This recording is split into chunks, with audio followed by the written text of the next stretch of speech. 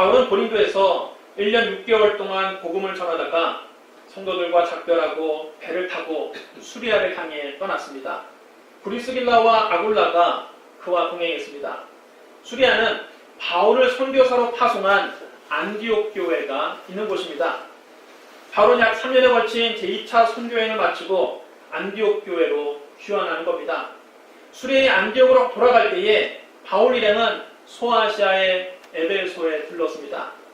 에베소는 당시 소아시아 최대 도시로 수리아의 안디옥, 이집트의 알렉산드리아와 더불어 지중해 연안 3대 도시로도 불렸습니다. 에베소에 도착한 바울은 브리스길라와 아굴라를 거기에 머물게 한 다음 혼자서 회당에 들어가 유대인들과 토론했습니다. 그들은 바울에게 좀 더 머물러 달라고 청했습니다. 그러나 바울은 만약 하나님의 뜻이면 너희에게로 돌아오리라 약속을 하고 배를 타고 에베소를 떠났습니다. 바울은 가이사랴에 상륙해서 예루살렘으로 올라가서 예루살렘 교회를 방문해 성도들과 함께 그간의 선교 사역에 대한 보고를 나누고 기쁨을 함께 나눴습니다. 그런 후에 바울은 이방인 선교의 본부라고 할 수 있는 안디옥 교회로 돌아와서 잠깐 동안 휴식을 취했습니다. 하지만 안디옥 교회에서 오래 머물러 있지는 않았습니다. 그는 선교지에 있는 성도들이 눈에 밟혀서 마냥 쉴 수가 없었습니다. 그래서 다시 갈라디아와 부르기아 지방을 다니며 모든 신자들에게 말씀을 전하고 믿음을 굳건하게 했습니다.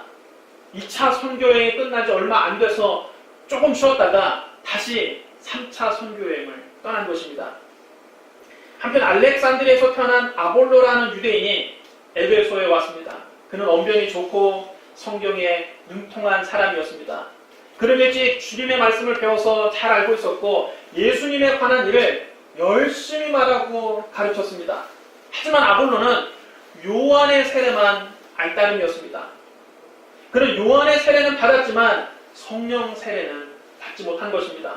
그는 예수님께서 십자가에서 죽으시고 부활하신 메시아라는 것은 알고 있었지만 오순절 이후에 예수 믿는 사람들에게 부어주시는 성령 세례를 체험하지는 못한 것입니다.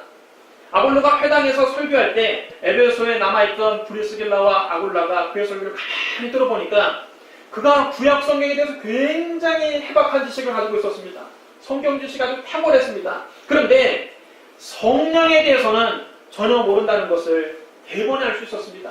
설교를 아주 잘했지만 성령 세례를 받지 못했구나 하는 것을 대번에 알 수 있었습니다. 그래서 브리스길라와 아굴라가 잘 듣고 있다가 그의 설교가 끝난 다음 그를 아볼로를 집으로 청해서 데려다가 하나님의 말씀을 더 정확하게 설명해 주었습니다. 예수님 부활 승천 이후에 오순절날 성령 임하셨다는 사실을 아볼로에게 설명해 주었습니다.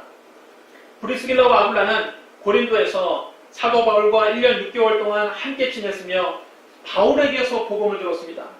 바울은 고린도에서 1년 6개월 동안 복음을 전할 때 오직 성령의 나타나심과 능력으로 전도했던 것입니다.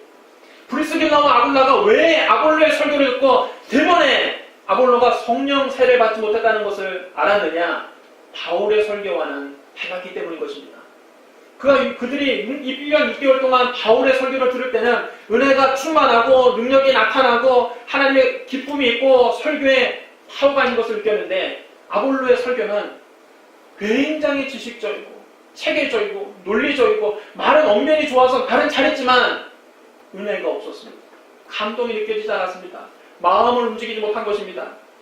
사도 바울은 고린도에 있을 때 고린도 성도들에게 어떻게 설교했는지를 훗날 이렇게 고백했습니다. 형제들아, 내가 너희에게 나아가 하나님의 증거를 전할 때에 말과 지혜의 아름다운 것으로 아니하였나니 내가 너희 중에서 예수 그리스도와 그의 십자가에 못 박히신 것 외에는 아무것도 알지 아니하기로 작정하였습니다. 내가 너희 가운데 거할 때에 약하고 두려워하고 심히 떨어노라.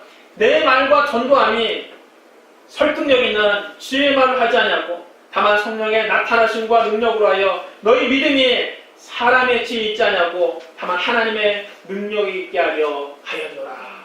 사도 바울도 굉장한 지식을 가진 사람이었지만 그런 지식들을 가지고 설교한 것이 아니라 오직 예수님의 십자가에 대해서만 설교를 했고 성령의 나타나심과 성령의 능력으로 설교를 했던 것입니다. 1년 6개월 동안 사도 바울에게서 복음을 들었던 브리스길라와 아굴라는 아볼로에게 이 성령의 나타나심에 대해서 자세하게 설명해 준 것입니다. 부활하신 예수님께서는 40일 동안 제자들에게 여러 차례 나타나셔서 부활의 확실한 증거를 보여주셨습니다. 예수님은 제자들에게 하나님 나라의 일을 말씀하시고 이렇게 분부하셨습니다. 예루살렘을 떠나지 말고 내게서 들은 바 아버지께서 약속하신 것을 기다리라. 요한은 물로 세례를 베풀었으나 너희는 몇 날이 못되어 성령으로 세례를 받으리라. 오직 성령이 너희에게 임하시면 너희가 권능을 받고 예루살렘과 온 유대와 사마리아와 땅끝까지 이르러 내 주님이 되리라. 이 말씀을 하신 후에 예수님께서는 제자들의 보는 앞에서 하늘로 올라가셨습니다. 예수님의 부활과 승천을 목격한 제자들은 주님이 분부하신 대로 예루살렘의 한 다락방에 모였습니다. 다락방에 모인 제자의 수가 약 120명쯤 되었습니다. 그들은 그곳에서 마음을 같이 해서 열흘 동안 오로지 기도에 있었습니다. 오순절날이 이르자 마침내 주님이 약속하신 성령이 그들에게 임하셨습니다. 오순절날인 이름에 그들이 다 같이 한 곳에 모였더니 호련히 하늘로부터 급하고 강한 바람 같은 소리가 있어 그들이 앉은 온 집에 가득하며 마치 불의 혀같이 갈라지는 것이 그들에게 보여 각 사람이 하나씩 임하여 있더니 그들이 다 성령의 충만함을 받고 성령의 말하게 하심을 따라 다른 언어로 말하기를 시작하니라. 마침내 예수님이 말씀하신 성령의 제자들에게 임하신 것입니다. 브리스길라와 아굴라가 이 말을 아볼로에게 전해주자, 이 오순절날 있었던 사건을 아볼로에게 말해주자 아볼로는 비로소 영의 눈이 열리게 된 것입니다. 그는 크게 기뻐하며 하나님 말씀에 대한 더 큰 확신을 갖게 됐습니다. 아볼로는 성령 충만을 받고 난 다음 아가야로 건너가고 싶었습니다. 아가야의 수도 고린도에는 사도 바울이 1년 6개월 동안 목회했던 고린도 교회가 있었습니다.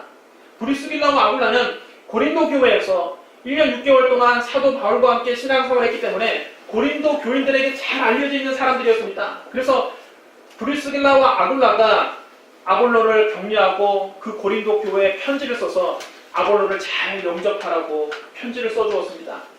아볼로는 그 고린도 교회에 도착해서 하나님 은혜로 믿게 된 사람들에게 큰 유익을 끼쳤습니다. 그가 성경을 가지고 예수가 그리스도이심을 증언하면서 대중 앞에서 유대인들을 힘있게 논박한 것입니다. 고린도 교회를 공격하는 많은 유대인들에게 성경만 가지고 그들을 논박하면서 그 유대인들의 말을 이긴 것입니다. 성경에 능통한 아볼로에게 성령 충만이 임하자 그는 예수 그리스도의 십자가 복음을 더 확신 있게 증언할 수 있게 된 것입니다. 한편 아볼로가 이 고린도에 가서 사역하는 동안 바울은 윗지방을 거쳐 에베소에 왔습니다. 바울이 제2차 선교행을 마치고 안디옥에 돌아가면서 뭐라고 약속했습니까? 만약 하나님의 뜻이면 너희에게로 돌아오리라 약속했는데 제3차 선교 여행 때 그 약속을 지킨 것입니다. 바울이 에베소에서 몇몇 성도들과 함께 예배를 드렸는데 그들의 신앙이 아주 형편없었습니다.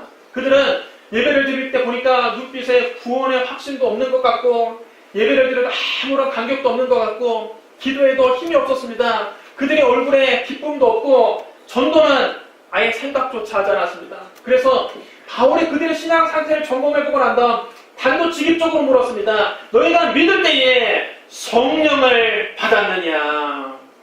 이 말을 들은 에베소 교인들은 눈이 휘둥그레져서 되물었습니다. 우린 성령이라는 말도 들어본 적이 없는데요. 성령이 계심조차 들어본 적이 없는데요. 성령에 대해서 전혀 들어본 적이 없다는 말에 바울은 기가 막혔습니다. 그리고 그들의 신앙이 왜 그렇게 무기력하고 왜 그렇게 냉랭했는지 알 수 있었습니다. 바울이 그들에게 다시 물었습니다. 그렇다면 너희는 어떤 세례를 받았느냐? 그들은 대답했습니다. 요한의 물 세례를 받았습니다. 에베소 교인들의 신앙 상태가 아볼로의 신앙 상태와 똑같았던 것입니다. 아볼로가 요한의 세례만 받고 성령 세례를 몰랐던 것처럼 에베소 교인들도 요한의 물 세례는 받았지만 성령에 대해서는 들어본 적도 없었던 것입니다. 바울은 그들에게 요한의 세례와 예수님의 세례를 비교해서 설명해 주었습니다. 요한은 물로서 죄를 씻는 회개의 세례를 베푼 사람입니다. 그런데 세례 요한은 사람들에게 늘 자기를 믿을 것이 아니라 자기 뒤에 오시는 예수님을 믿으라고 외쳤습니다. 나는 너희로 회개하기 위하여 물로 세례를 베풀거니와 내 뒤에 오시는 이는 나보다 능력이 많으시니 나는 그의 신을 들기도 감당하지 못하겠노라. 그는 성령과 불로 너희에게 세례를 베푸실 것이요. 여러분 따라하셔야 합니다. 그는 성령과 불로 너희에게 세례를 베푸실 것이요. 요한은 요단강에서 물세례를 베풀었지만 예수님은 성령과 불로서 믿는 사람들에게 세례를 베푸실 것이라는 것입니다. 사도 바울의 설교를 들은 에베소 교인들은 주 예수 이름으로 세례를 받았습니다. 그리고 그들과 함께 기도할 때에 사도 바울이 그들 머리에 손을 얹고 안수하자 성령이 에베소 교인들에게 임하셨습니다. 그러자 그 맹랑하던 에베소 교인들도 기도하면서 방언도 하고 예언도 하기 시작했습니다. 그들의 기도가 살아난 것입니다. 그들의 말씀에 힘이 생긴 것입니다. 그들은 능력 있는 그리스도인들로 변화되었습니다. 아무 기쁨도 없이 주일날 의무적으로 교회를 왔다 갔다 하는 그런 교인에서 성령으로 충만한 능력 있는 그리스도의 증인들로 변화된 것입니다. 여러분, 오늘 본문 말씀은 우리에게 시사해주는 바가 굉장히 큽니다. 물세례는 회개의 세례입니다. 이전에 모든 죄를 회개하고 나의 옛사람이 예수와 함께 죽고 예수와 함께 새 사람으로 거듭났다는 증거가 바로 물세례입니다. 그런 표시입니다. 물세례도 대단히 중요한 것입니다. 일생에 단 한 번 받는 거룩한 의식입니다. 그러나 이 물세례만 가지고는 부족한 것입니다. 우리 여기 한 걸음 더 나아가 성령 세례를 받아야 합니다. 에베소 교인들이 그것을 여러분 여실히 보여주지 않습니까? 그들은 예수 믿고 요한의 물세례도 받았지만 그들의 마음은 냉랭하고 그들은 신앙생활에 기쁨도 없고 기도도 잘 못하고 전도는 감히 엄두도 내지 못했습니다. 왜 그랬습니까? 왜 예수도 믿었고 물세례도 받았는데 교인이 되었는데 왜 그렇게 능력이 없었습니까? 성령 세례를 받지 못했기 때문입니다. 그들은 말씀에 대한 지식은 있었지만 열정과 능력이 생기지 않았습니다. 그들은 예수님에 대한 지식, 성경에 대한 지식은 많았습니다. 그러나 예수님께서 보내주시겠다고 약속하신 성령을 받지 못했기 때문에 신앙생활에 아무런 능력이 나타나지 않은 것입니다. 그럼 여러분, 물세례를 받으신 분은 반드시 성령 세례를 받아야 합니다. 성령 세례는 받아도 좋고 안 받아도 좋은 선택사항이 아닙니다. 예수 믿는 사람은 반드시 성령 세례를 받아야 합니다. 물세례가 장엄한 의식이라면 성령 세례는 실제적인 내용입니다. 물세례를 받았어도 성령 세례를 받지 않으면 우리의 삶에 실제적인 변화는 나타나지 않습니다. 눈에 띄는 영적 성장을 경험할 수 없습니다. 실제적인 변화와 성장은 성령 세례를 받을 때 이루어지는 겁니다. 그래서 오늘 사도 바울이 그 에베소 교인들을 보고 교회 다니면서 신앙생활하고 종교생활하는 그 에베소 교인들을 보고 물은 것입니다.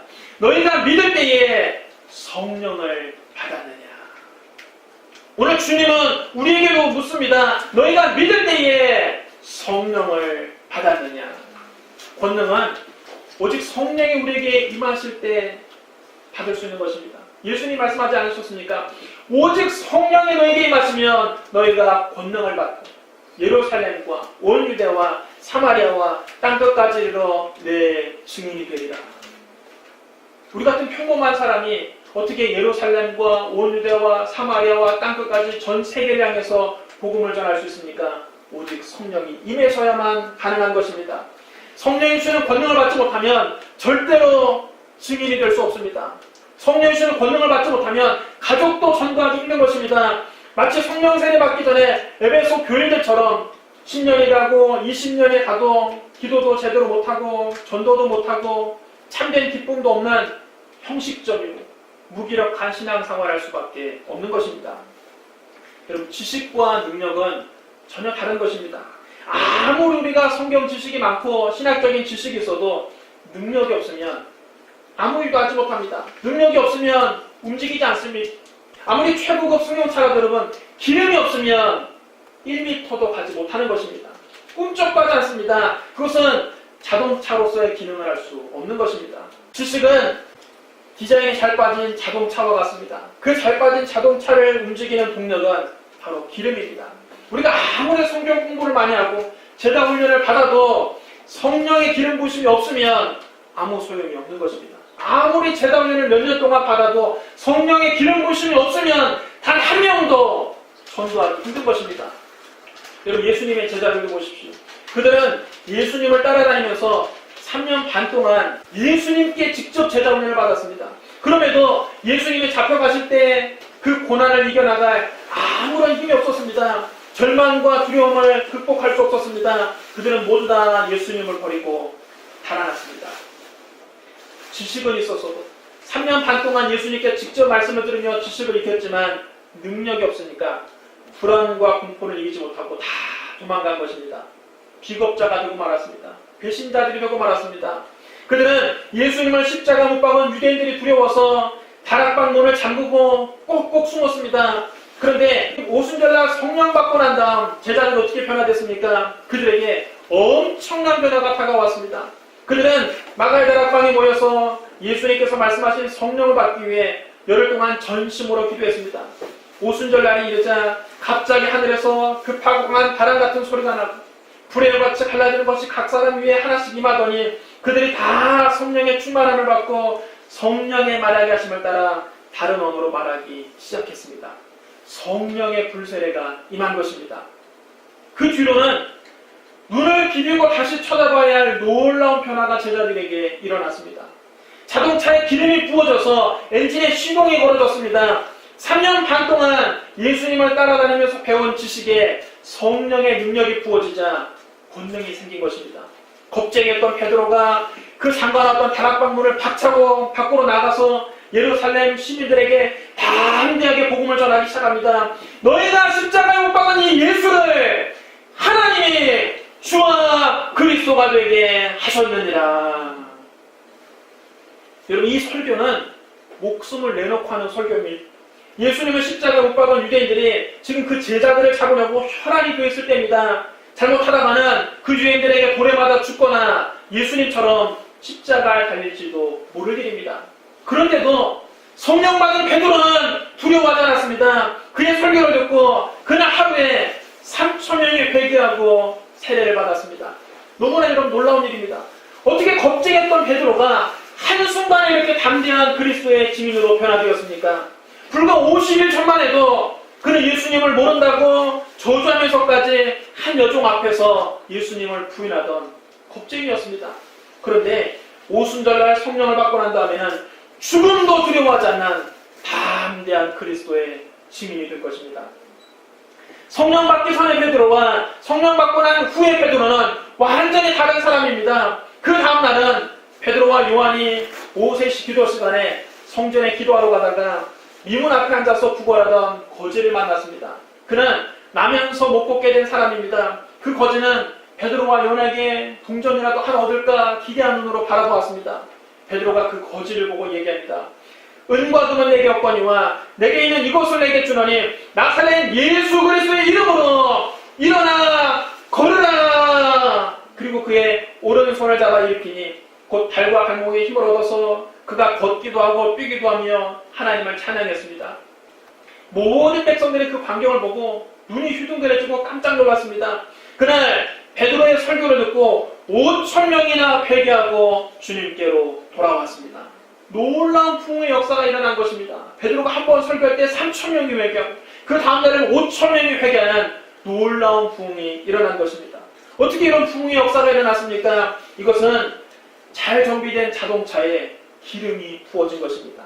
잘 배운 성경 지식에 성령의 불이 임한 것입니다. 성령의 불이 임할 때 놀라운 부흥의 역사가 일어나는 것입니다. 초대교회만 성령의 역사가 나타난 것은 아닙니다. 근현대 교회사에도 폭발적인 부흥의 역사 뒤에는 언제나 성령님이 함께 하셨습니다. 존 웨슬리는 영국의 인류대학 옥스퍼드 대학에서 공부를 하고 영국 성공회의 선교사로 임명되었습니다. 그의 성경 지식은 남에게 뒤질 바가 없었습니다. 세계 최고 명문대학인 옥스퍼드 대학을 졸업했습니다. 그는 미국 조지아주의 선교사로 파송됐습니다. 그러나 그는 거기에서 설교도 잘 못하고 전도도 잘 못하고 걸핏하면 논쟁에 휘말려서 곤욕을 치렀습니다. 그는 미국 선교에 완전히 실패하고 너무나 힘이 빠져서 절망을 맛보았습니다. 그는 더 이상 할 수가 없다.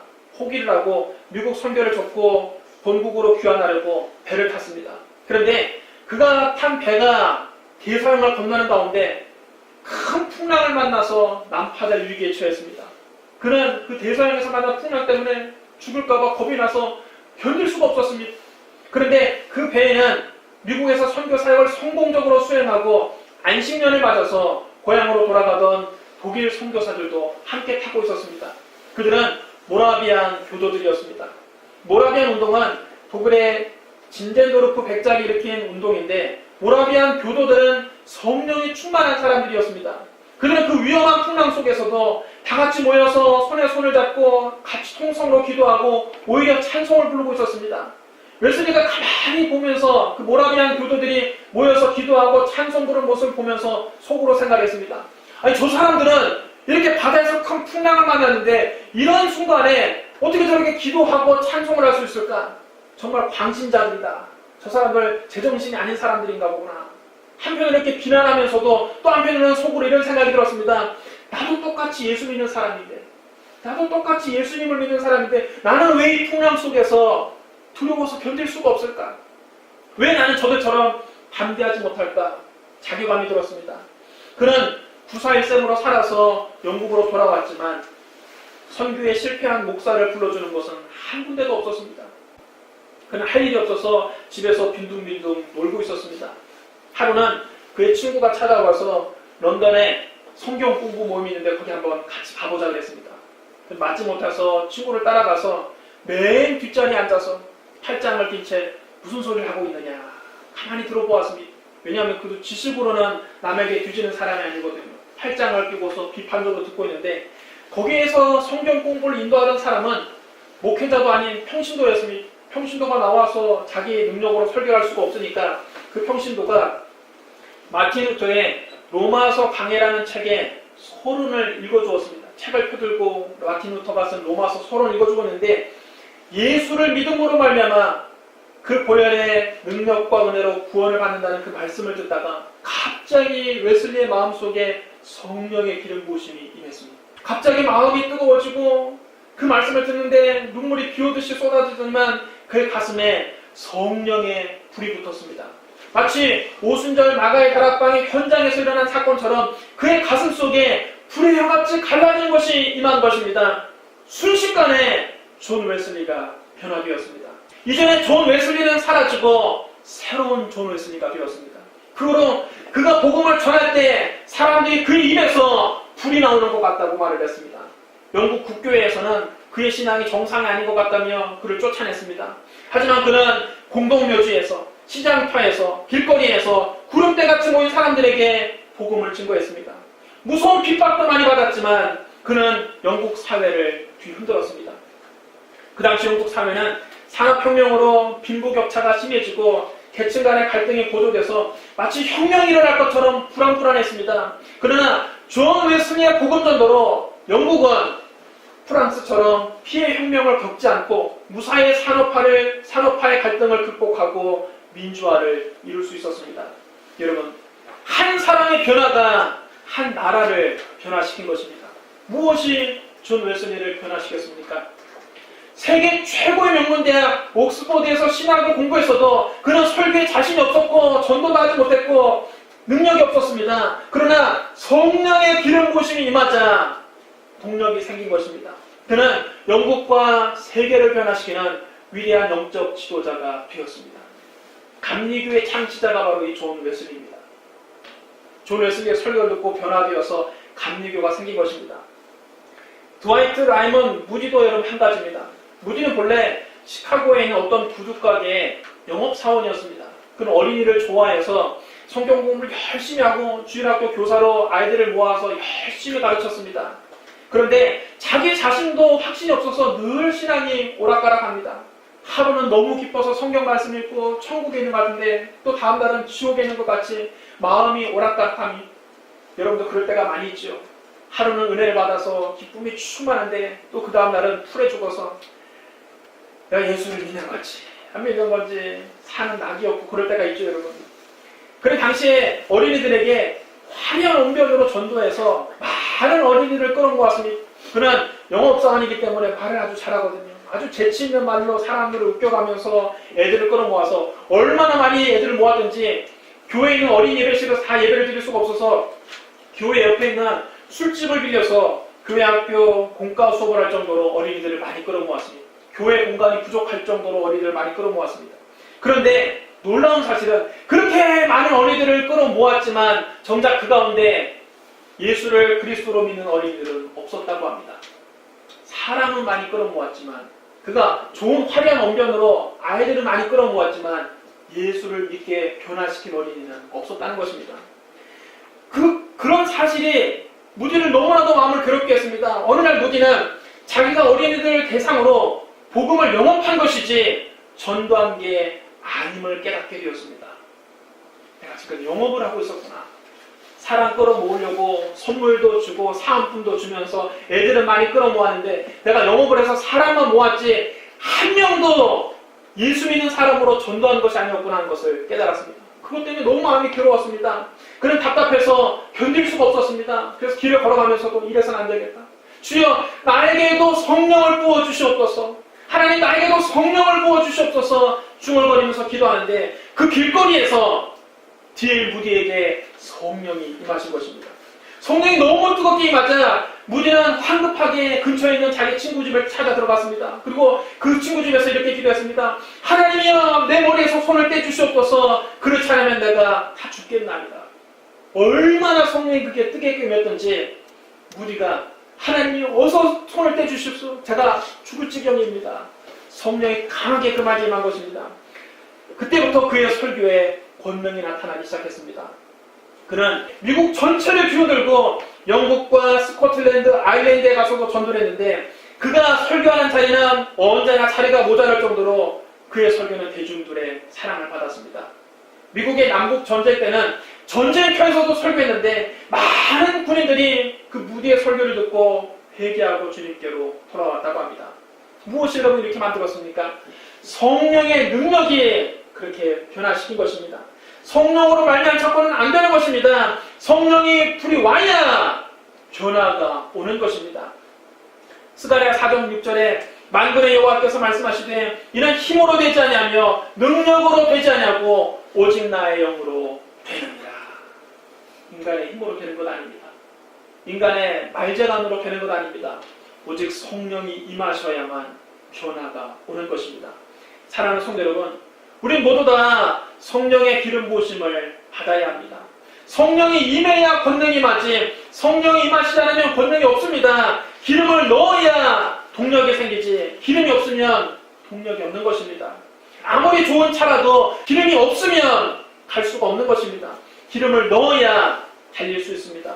우리가 아무리 교회를 10년, 20년 다니고 성경 공부를 해서 지식이 많아져도 성령의 기름 부으심이 없으면 능력이 없습니다. 기도도 못합니다. 전도도 못합니다. 신앙생활에 기쁨도 없습니다. 그러므로 여러분 오늘 이 시간 다 성령 충만을 받으시기 바랍니다. 성령의 기름 부으심이 임해야 능력이 생기는 것입니다. 성령 받아야 능력 있게 기도할 수 있습니다. 성령 충만해야 그리스도의 담대한 증인이 될 수 있습니다. 성령의 뜻이 임해야 예수 믿는 참맛을 알 수 있습니다. 이 시간에 하나님께 성령을 달라고 여러분 기도하시기 바랍니다. 하나님이여, 나에게도 성령을 부어 주시옵소서. 성령의 시간 충만히 임하여 주시옵소서. 바람처럼 불처럼 임하시옵소서. 성령의 불세를 받고 권능 있는 증인이 되게 하소서. 예수 믿는 참맛을 알게 하여 주옵소서. 성령은 간절히 사모하는 사람에게 임하십니다. 성령은 부르짖어 간구하는 사람에게 임하십니다. 오순절날 제자들이 어떻게 성령을 받았습니까? 열흘 동안 전심으로 성령을 달라고 기도할 때 성령 세례를 받은 것입니다. 그럼 여러분 이 시간 성령 달라고 여러분도 간절히 기도하시기 바랍니다. 여러분 모두 다 성령 충만 받은 변화된 그리스도인이 되시기를 주님의 이름으로 축원합니다. 우리 시간 기도하겠습니다. 사랑과 은혜가 풍성하신 하나님 아버지, 그동안 우리가 우리 힘으로 우리의 지식으로 신앙생활을 이루었던 것 주님 회개합니다. 성령의 능력 없이는 아무것도 할 수 없음을 고백합니다. 성령이여, 이 시간 우리 가운데 충만히 임하여 주시옵소서. 오순절에 임하신 성령을 간절히 사모합니다. 우리의 마음을 열고 기도합니다. 성령이여, 우리에게 충만히 임하여 주시옵소서. 성령이여, 우리를 사로잡아 주시옵소서. 성령이여, 우리를 사용하여 주시옵소서. 예수님 이름으로 감사하며 기도드리옵나이다. 아멘.